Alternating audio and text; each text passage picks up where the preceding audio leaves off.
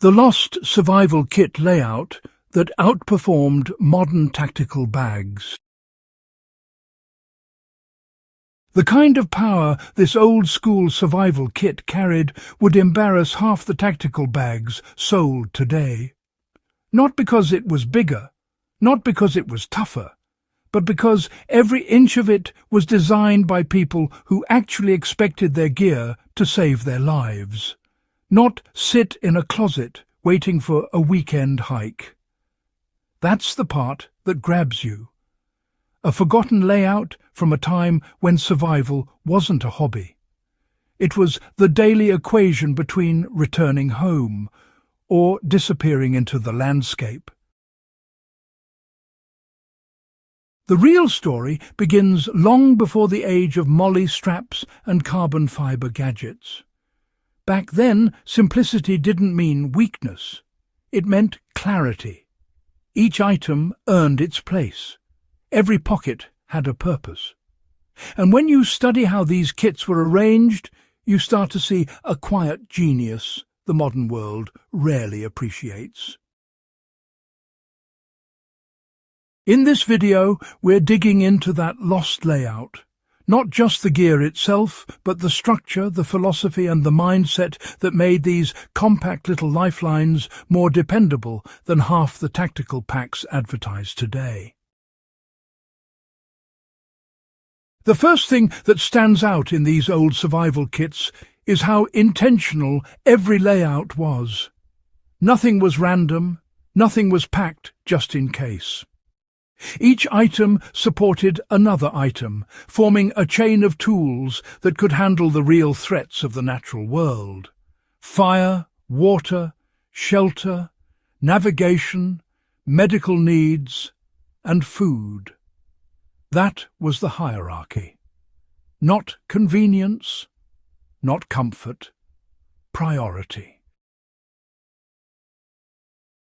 Instead of shoving equipment into a single oversized compartment, older kits followed a layered approach. Critical tools were placed at the top or along the outer edges so they could be reached with cold or injured hands. Less urgent items were tucked deeper. This wasn't about neatness, it was about speed. Survival doesn't wait for you to dig around for a matchbox when your fingers are numb. The layout itself acted like a mental checklist. The moment someone opened the kit, they could immediately see what they needed, where it was, and how to use it. Today's tactical bags often drown you in options. These kits focused your mind. No matter the region or century, fire-making tools took top priority. Many old kits placed them at the absolute top layer, right under the opening flap. Flint and steel in a leather pouch, char cloth sealed in tin, a small roll of dry plant fibre for tinder, and sometimes, a candle stub. Simple tools, but arranged like they were priceless. Why the prime placement? Because fire is the single fastest way to change your odds. Heat, light, morale, it all flows from flame. And when you're close to hypothermia, fumbling through a cluttered pack isn't an option. That top layer layout saved lives. Here's the clever part. These kits didn't just include tools to make fire. They packed them in a way that protected the tinder from moisture, the flint from cracking, and the steel from rust. Everything really reinforced everything else. Modern tactical bags love to advertise advanced filtration systems. But, many older survival kits solved the water problem with the smaller, smarter layout. A folding metal cup sat along the outer wall of the kit, pressed flat against the frame.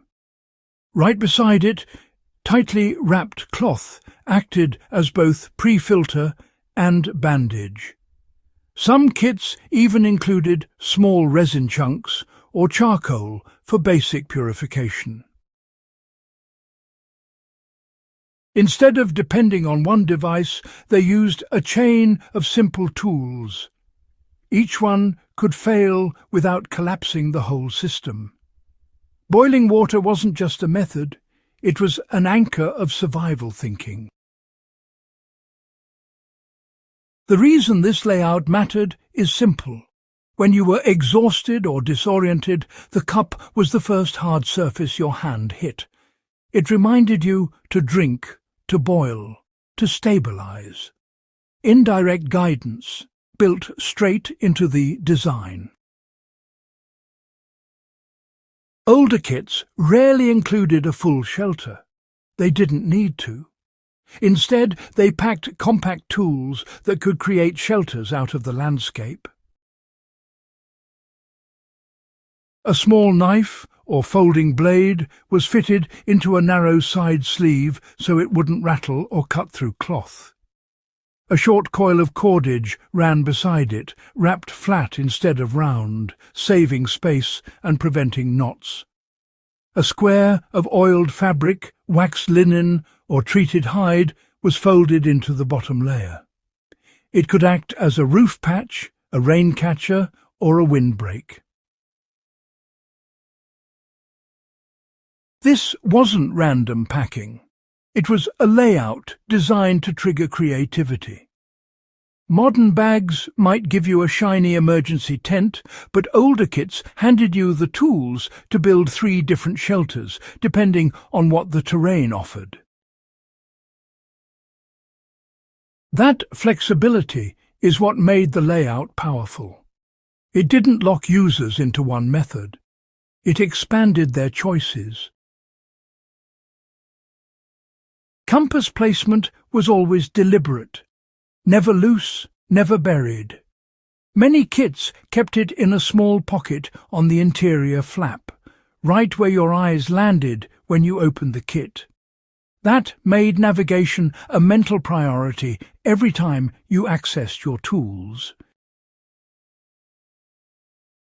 Alongside the compass, thin strips of parchment or folded paper carried simple notes. Distances between landmarks, reliable water points, or even basic hand-drawn maps. These weren't detailed charts. They were memory anchors, the kind that kept you oriented when stress threatened to scramble your sense of direction. What made this layout stronger than many modern bags was the refusal to rely on a single digital device. The kit itself encouraged redundancy. A compass could break, but the written notes stayed. And the layout made sure you never forgot they were there. Instead of energy bars or vacuum-sealed meals, these kits usually packed tools that helped secure food locally. A tiny fishing line, coiled on a wooden spindle, slipped neatly into a corner pocket. Hooks slid into a slit inside the cloth so they didn't puncture anything else, and a lightweight snare wire wrapped along the inner seam gave the user a backup food source without taking more space than a shoelace. Sometimes a small tin held salt or crushed herbs. It wasn't about taste, it was about preserving whatever protein you caught. A few grams of salt could stretch your chances by days. Once again, layout mattered.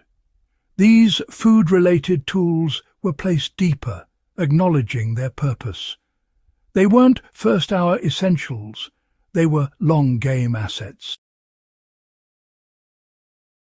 Today's tactical bags have more compartments, more straps, more plastic attachments, and more visual flair.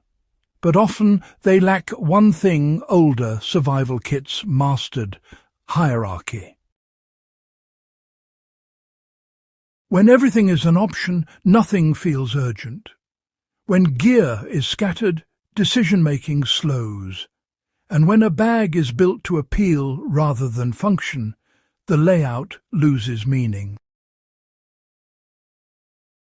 Older kits forced clarity. They elevated what mattered most. They packed for real emergencies, not imagined ones. And you know, that mindset made them unbelievably powerful. You know, what makes these forgotten survival kit designs so impressive isn't the gear itself. It's really the thinking behind it. A survival kit should guide the user. It should support them when panic hits. It should deliver its tools in the order they're needed, almost like a silent instructor. That's the brilliance we lost. The layout wasn't packing, it was strategy. And that's why these kits outperformed many modern tactical bags. They weren't about collecting tools, they were about surviving reality. If you're still here, here's the call to action. If you love diving into lost survival wisdom and the tricks history left behind, make sure you subscribe to Legacy of Survival. Hit the like button if this breakdown sparked something, and share the video with anyone who appreciates old-school ingenuity. There's more to uncover, and you don't want to miss what comes next.